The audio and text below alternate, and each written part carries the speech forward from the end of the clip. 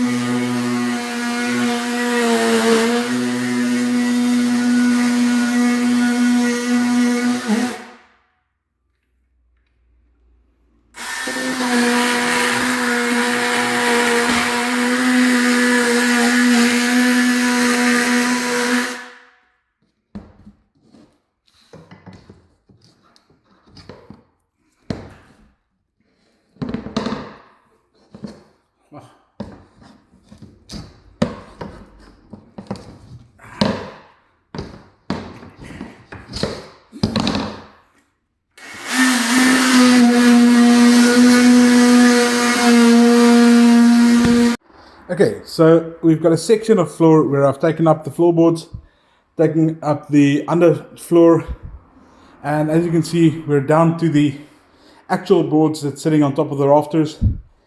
So let me take one or two up and let's see what's underneath. Okay, so some progress was made in the room. Taken up most of the floor, well, the entire floor. It's only the underfloor that still needs to be taken out, all the way into the hallway. So that's at least done. We made a temporary solution to ensure our little one doesn't fall down the stairs, and installed a baby gate as a final security measure. So all safe, all sound. Let's go.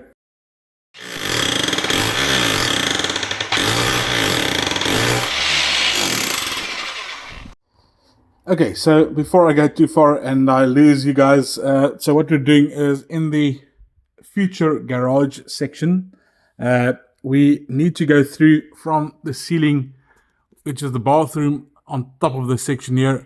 So we're going to come through the ceiling and then come down with the waste pipes down here, and we need to go into the floor, into the basement, and then from there try and connect onto the sewers of the city. We don't have a connection yet. We don't know when or if we're going to get one, but we're planning on. Let's hope we get it.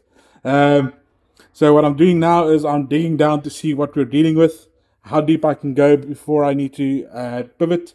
So preferably I'll be able to go down about, I'd say 500 mils, 600 mils, so that I can get the pipes in, have enough space to turn them, go underneath the existing staircase that we've got going down into the basement, and then still have more than enough space to come backfill and reinstate the floor, so that we can eventually demolish the floor again and create the garage here. So yeah, cool.